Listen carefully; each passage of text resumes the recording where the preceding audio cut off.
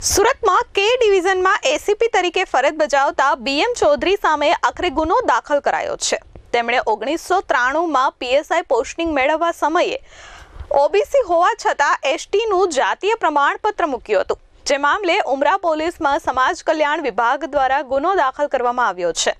ગુનો દાખલ થતાની સાથે જ એસીપી ભૂગર્ભમાં ઉતરી ગયા છે, જેમની ઉમરા પોલીસે શોધખોળ હાથ ધરી છે। એસીપી બીએમ ચૌધરીને રાજ્ય પોલીસ વડાએ 21 મે બુધવારે ડિસમિસ કરવાનો હુકમ કર્યો હતો। આ સમગ્ર મામલો 7 જાન્યુઆરી 2021ના રોજ શરૂ થયો હતો, જ્યારે આદિજાતિ વિકાસ ટ્રસ્ટ ગોધરાના પ્રમુખ પ્રવીણભાઈ પારગી દ્વારા ગુજરાત તકેદારી આયોગ ગાંધીનગર સમક્ષ લેખિતમાં ફરિયાદ કરવામાં આવી હતી। ફરિયાદમાં જણાવ્યું હતું કે બાપુભાઈ ચૌધરીએ ખોટા પુરાવા ઊભા કરી અને અધિકારીઓને ગેરમાર્ગે દોરી પોતાને અનુસૂચિત જનજાતિનો જાહેર કરી જાતીય પ્રમાણપત્ર મેળવ્યું છે।